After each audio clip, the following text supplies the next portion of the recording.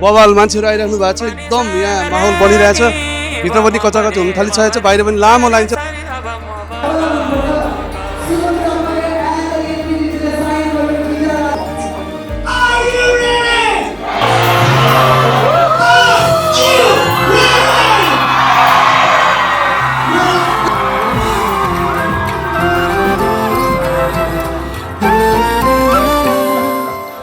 लजाएरा